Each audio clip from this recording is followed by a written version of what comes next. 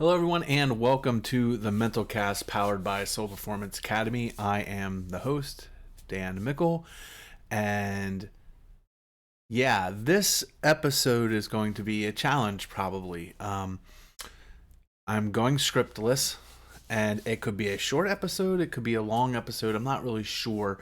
Those of you that follow me on social media know that I kind of alluded to taken a step back from producing some of the social media content because I've really been focusing on a topic, and it's been a pretty deep rabbit hole, but it's a personal connection too. So there's that element and aspect of it. So I'm ready to start the process of talking about it, but you have to realize it's going to be an ongoing process. It's not going to be like, hey, here's this episode and here's a blog post and here's some stuff and now I'm moving on. This will probably be evolving for a long time. And I guess I should give some background on where this is all coming from, and trust me, we'll get there. Before I do, let me just take care of all the normal stuff. You can reach me directly on all social media at Real Dan Mickle. Please make sure you follow Soul Performance Academy at 717 Soul across all social media. Please subscribe to the YouTube channel to continue to get updates on this podcast and other podcasts, The Proper Atmosphere, plus all the other stuff that we do. Some great content there for coaches and players and educators, and just a bunch of great stuff, I think. And please feel free to comment and get involved, and let's have some discussions on that. And again, you can also reach out podcast at mentalcast.com, and you can check out mentalcast.com for all the past episodes. And as usual, we're available on all podcasting platforms, iTunes, Google Play, Pandora, iHeartRadio, Amazon, all that stuff. So feel free to subscribe to us there. Would love some feedback and some ratings to help kind of pump things up there. So, typically the Mental Cast is where I'm bringing you some interviews, or we're having discussions on mental performance training and coaching education and education in general. But this one's, again, going to kind of hit home a little bit. And, I talked in the last couple episodes about fixing myself and trying to turn the corner a little bit with the podcast and making it a little bit more personal and not so clinical. This one is a little bit about me, but it's a much bigger thing. And I guess to start with is when I got my degrees in sports psychology and the stuff I worked on, I really loved it. I love this field. I love everything I do. I love being, a mental coach, a performance coach. I love everything that I do about that. But I've always felt like there was a part of me tugging me towards a different direction. I wouldn't say different, a related direction, but I guess a more focused. I felt like there was a bigger need or a bigger gap within the performance psychology and the sports psychology area, but I just didn't know what it was. It's like that deja vu feeling, almost like you feel like it's there, but you can't kind of put your finger on it. And it recently has come to light what has been bothering me. And I want to begin by saying what I'm going to discuss today and the topics and instances that I'm going to bring up are not against anyone or about anyone or a problem with anyone.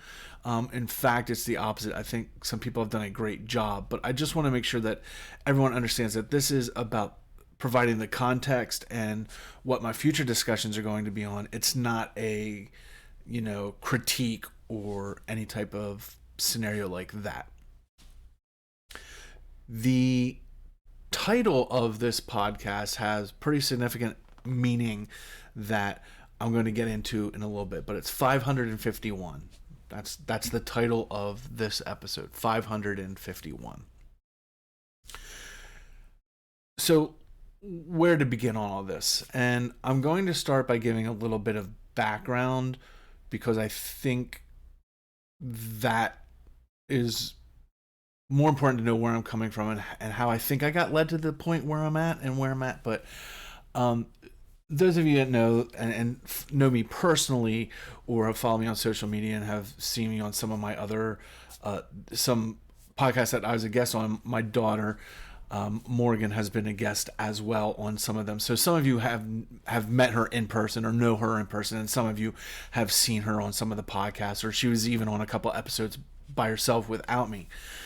Um, but one thing that's been a struggle for us as a family is Morgan is neurodivergent. Morgan has ADHD, and the process of figuring that out, um, and getting it where it is today has been, I don't want to sound cliche or overuse the term, has been a bit of a nightmare. It's just been trying to figure out the differences in what's going on, and why we saw certain things and why she does certain things, and then taking it to the next step of figuring out how to help her and how to work with her, and working with the school and the teachers and getting the IEPs, and that aspect of everything has been a struggle. Um, but we're in a good place. We've got the medication plan, and we've got her IEPs, and she's really excelling.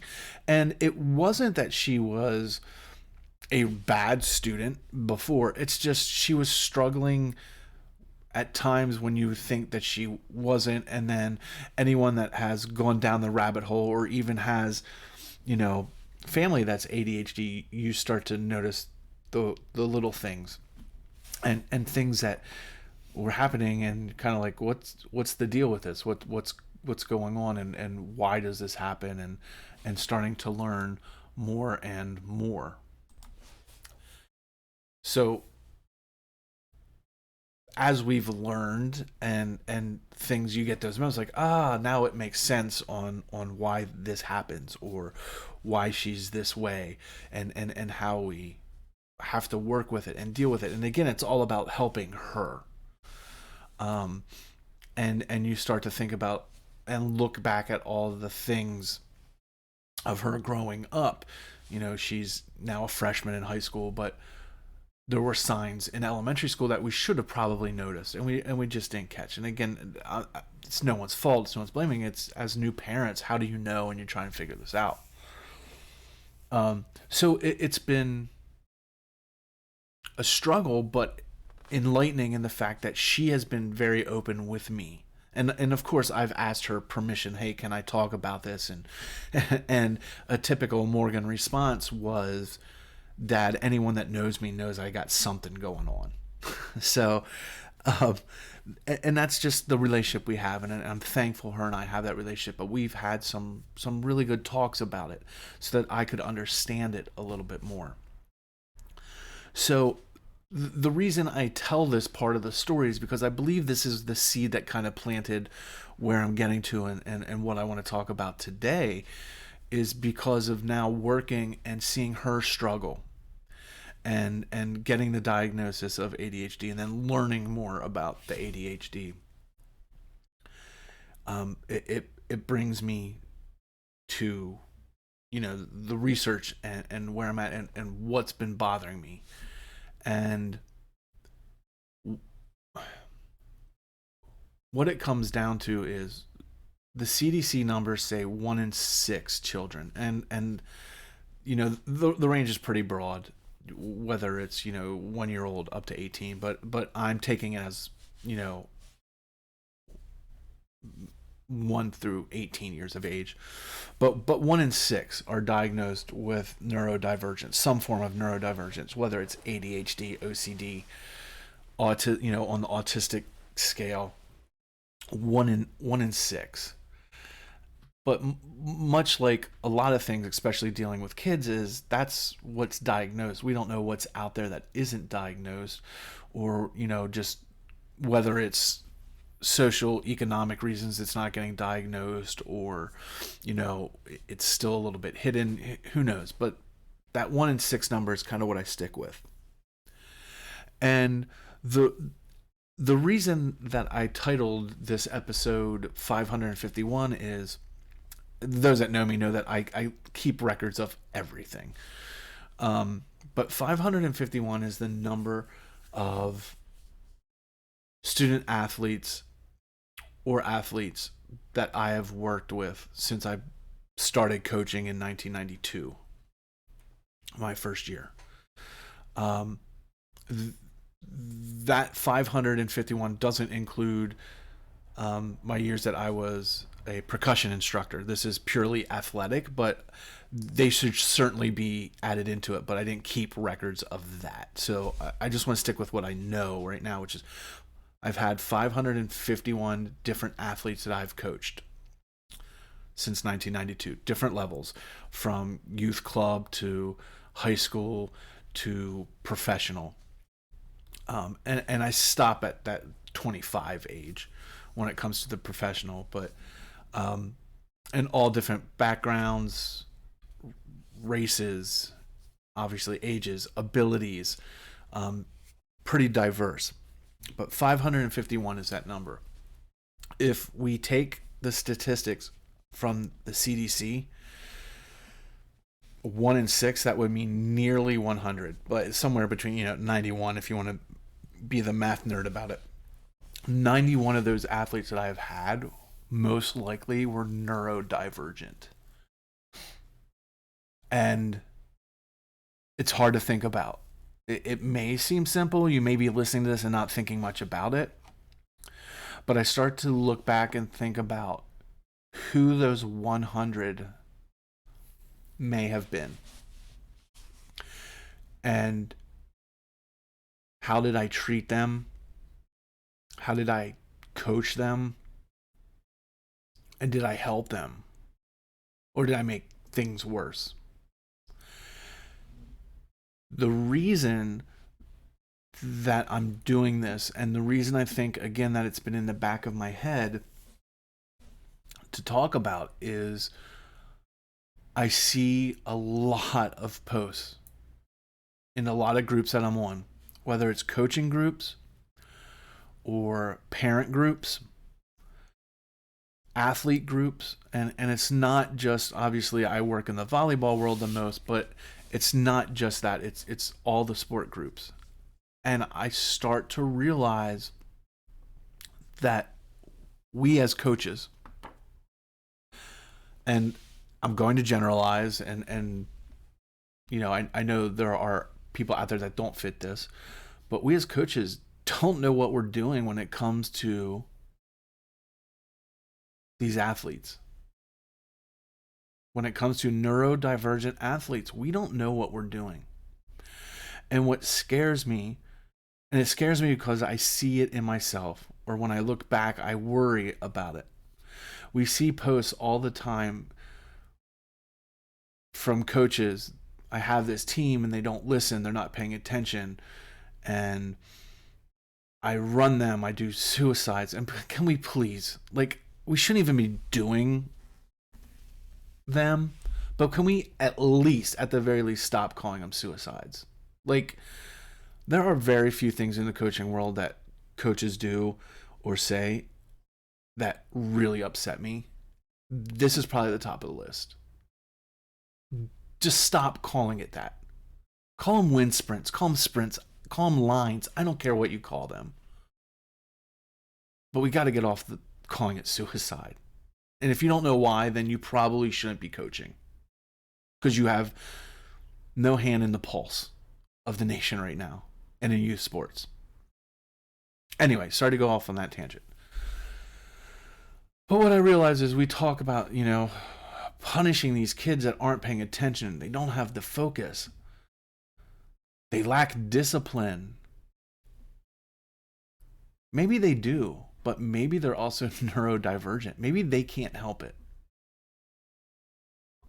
And I think about watching Morgan go through her journey.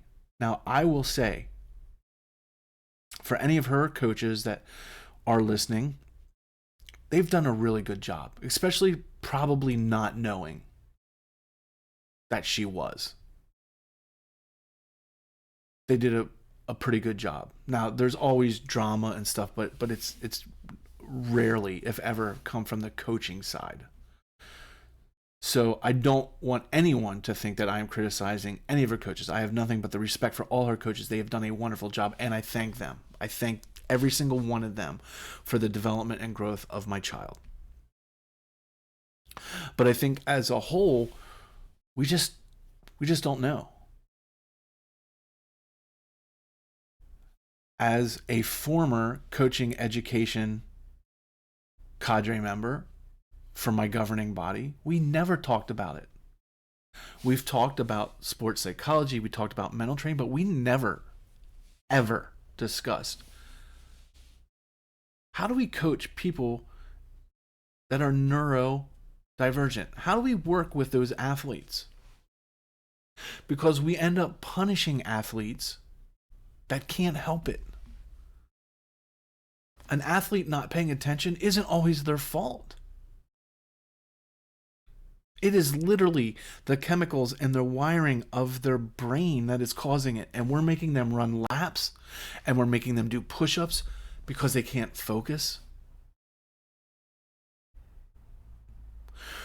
We don't teach teammates how to be good teammates to players with that. And I get it. It can be tough. It can be tough as a parent to put on that medical release or put on those registrations. Hey, my child has that, because you're afraid. You're afraid of the stigma of it. You're afraid how teammates might treat your kid because they find out that they're neurodivergent, that they're on the autism scale, or that they have ADHD or ADD or OCD. And you're worried about how they're going to get treated.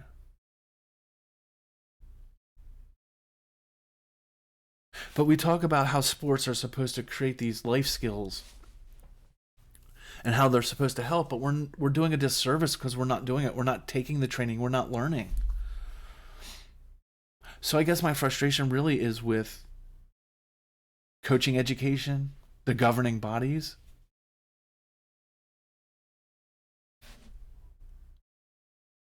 We have done, I think, a lot of good when it comes to para-athletes and physical disabilities.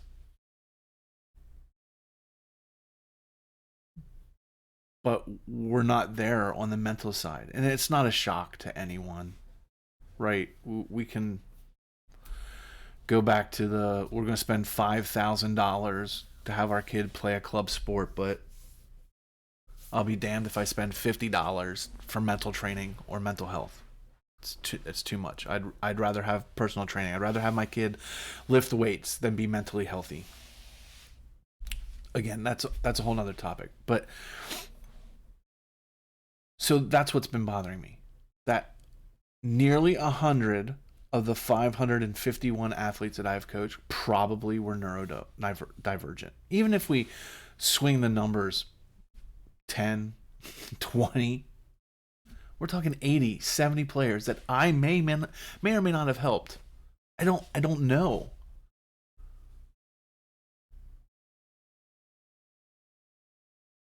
But I'm scared to death that we're not getting better. I'm scared to death that all this talk, kids are soft these days. Kids don't have focus. Kids don't have attention. You're right, they don't. And I don't know the reason. And that's what I'm digging into. I guess that's what the frustration is. I don't know. Has it always been like this and we just never diagnosed it? Has something happened that we are getting more neurodivergent kids? Is it plastics? Is it aluminums? Is it 5G? Is it nuclear power? I don't know. What I do know is that's where we're at. I don't care. I don't care what it was in the past. I don't care that kids appear softer now. Don't care, because that's where we're at. Whether they appear or they are or they weren't in the back, it doesn't matter. Because that's where they are now. And we have to coach where they are now. And that means we have to get rid of that stigma. We have to get rid of our own blocks as coaches and say they're being disrespectful. No, they're being what they are chemically and genetically made up to be. And we need to learn to help them. That doesn't mean that we have to cater and cave to them, but it means that we need to change how we coach. It means that we need to look at how we are doing things for these athletes.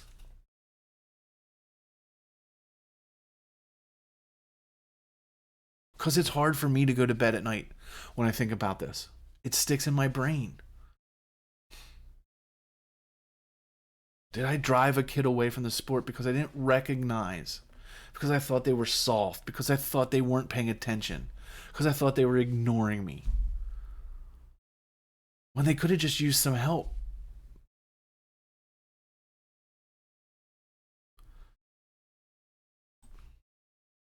That's what I run into. There's a lot of research, and I'm going to put some of the links to the research in the show notes. So if you want to follow it, you can. But there's a million aspects of this. There's so many things to think of when you add in neurodivergence to an athlete. We already have a lot of things to think about with athletes. But when we look at the challenges of neurodivergent athletes, the problem is there hasn't been a ton of research. There's been some research, especially on the autistic side of things with athletes. But things like ADHD, ADD, OCD have not caught up yet. So a lot of the research you'll find is specific or deals with autistic players, Asperger's players, and athletes. But there are so many areas that we have to look at. First is concussions. A lot of the studies show that neurodivergent athletes, especially ADHD athletes, not only have a higher rate of concussions, they also have symptoms that are more severe and last longer than non-neurodivergent athletes. So a player of ours gets a concussion and we just think that they're milking it, or that they should be back, they should be healed, because we don't know that they're neurodivergent and the symptoms are worse and the symptoms are longer. So we rush them back, or we push them harder because we think they're being soft. Other unique challenges are communication, social interaction, and anxiety are higher. We talk about, the pressures of a game, but we can't treat every player the same. Trying to coach anxiety out of your team is not going to help you with your players that are anxious. Neurodivergent players are on a completely different level of anxiety. We can say, it's about the pressure of the game. You got to serve and it's match point. So I'm going to work on that. We're going to work on that for the whole team. But you can't.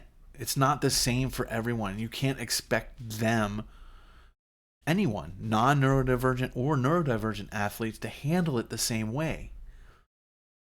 But as coaches, we don't look for that. We just generalize it. This team's not mentally strong. Maybe they are. It's just maybe their strength is a little bit different because of where they're at. Communication. It's already tough for players to communicate with a coach because of the authority imbalance. But now you have a neurodivergent player and you want them to talk about playing time or the struggles that they're having. I can't talk to the parents. Come on. The parents are stakeholders too. They should be able to talk to you about playing time. They should be able to talk. It should be respectful. It shouldn't be in the moment. There are boundaries for it. But if you have a neurodivergent player that's afraid or doesn't know how to communicate, then they're going to suffer because they don't know how to advocate for themselves, and you're not letting their advocates do it for them.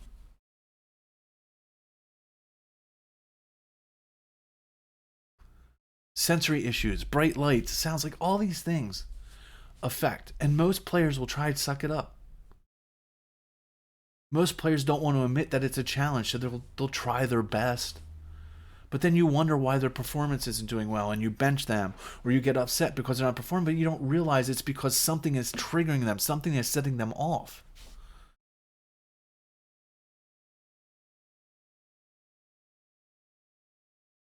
We always hear it thrown around, we can't cater to every kid. Yes, we can. We don't have to give in to every demand, but we absolutely can and should cater to every player. Every team is made up of individuals that come together to make that team.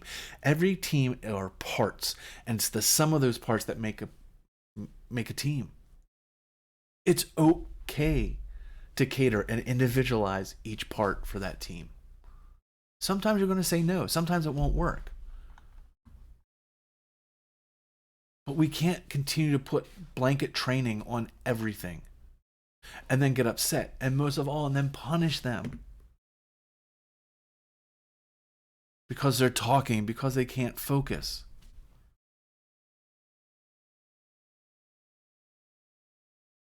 That's just not how they operate.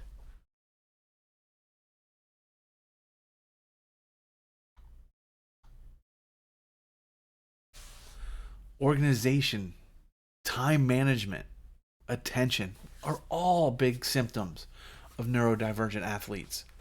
If you talk to coaches, those are the big ones that most people have issues with. But I see it in the forums all the time. Oh, the team was late. They weren't focused. They ran. The player couldn't serve for match point because she was scared, so she did push-ups. Miss a serve, do push-ups. Miss a kick, do jumping jacks. Again, I'm not even making the whole argument that I normally make about using physical punishment, which is ridiculous. I'm talking more about how they can't do better. It's not a decision. I can't decide to focus if my brain is wired differently. And different is beautiful. That's what makes us unique. That's what makes coaching fun, are all the different personalities. But we have to stop trying to make everyone our little robots, and we have to learn how to coach what we have and get the best out of those players. And we also have to coach and teach the team how to treat each other like that. How to teach the team to accept and work and get the best out of each other. Because we can't have true team accountability if we don't understand how to have that accountability. And again, it's not general, it's not generic. You have to break it down. It's different.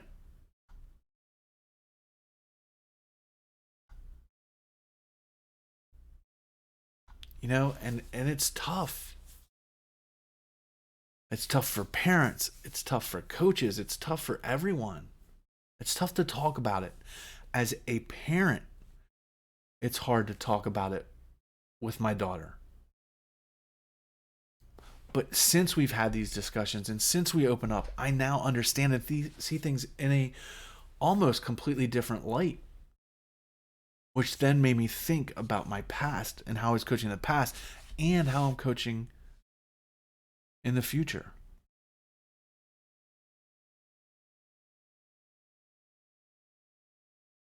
When is the last time you checked in on your team? And I'm not talking about depression. I'm not talking about anxiety, just checking into what do they struggle with. Do you struggle with time management? Do you struggle with commitment? Do you struggle with focus?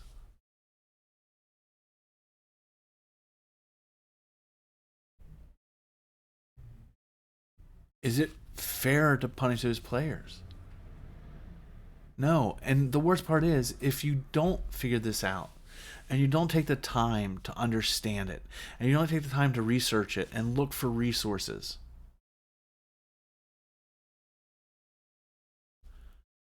you're never going to get the best out of your team. You're never going to get the best out of your players.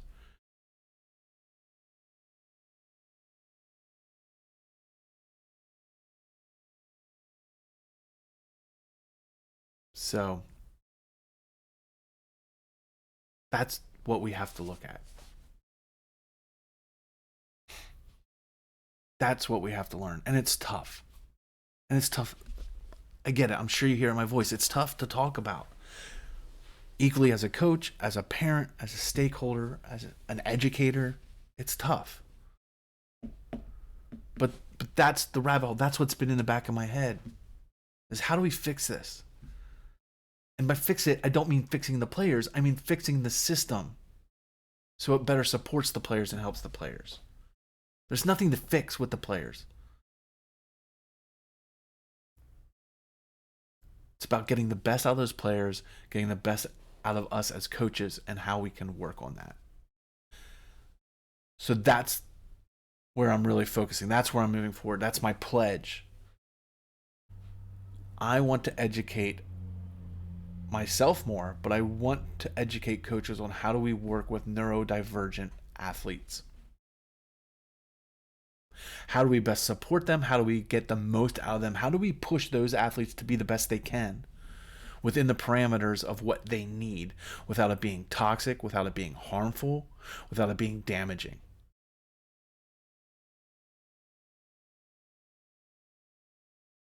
How do we educate the parents to understand what we're doing, what they need to do? And lastly, how do we educate the world to get rid of this stigma?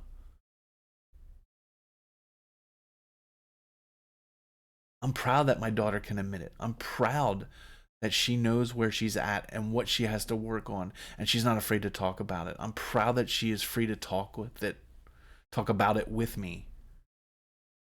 I'm glad I get to work on it with her.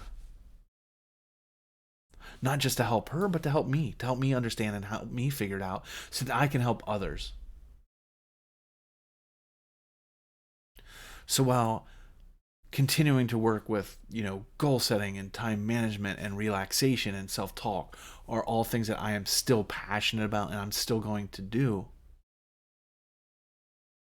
I think it's time I need to dive more into this aspect, training and working with athletes that are neurodivergent, educating those around them and the athlete and the coaches on how we can all do better to get the most and to make it an enjoyable experience. I'm doing this podcast literally on the first of the month because a lot of what I'm going to start working on is going to be based on this. And I wanted people to understand why I'm going down this path, why I'm so focused on this path, because we need to be. Because there's not enough people focused on it to help them. I don't know how things are going to change. I don't know what updates I'm going to have. I'm going to continue to research it. I'm going to continue to work on it. I'm going to continue to do better. For me, for my daughter, for everyone, for my teams, my family, and for generations to come, hopefully, is helping them figure out how do we work with this. So that's the content I think that we're going to have for the next little bit. And I hope everyone appreciates it. And I hope people understand why. And I would love feedback. I would love stories. I would love to hear if you've worked in this space and what you've done. But really, I'm challenging those above, those producing education products, those governing bodies, whether it's national, Olympic, state, private coaching, private camps. We need to start looking at this. We need to start to educate our coaches on how to work with neurodivergent athletes to the best of their ability. And it's tough. It's tough to think about. I've come to terms with, hopefully I did a good job in the past. I could have done better, but now moving forward, I'm going to do better. And for me, that's what it is. I hope the 551 are okay, especially the nearly 100 that probably were neurodivergent. But I'm going to use them to help guide me for the next 551. That's my goal. Thank you for listening to this podcast. I know it wasn't super upbeat and it's challenging, but I think it's just time we have to talk about it and we have to work on it, and I'm committed to it.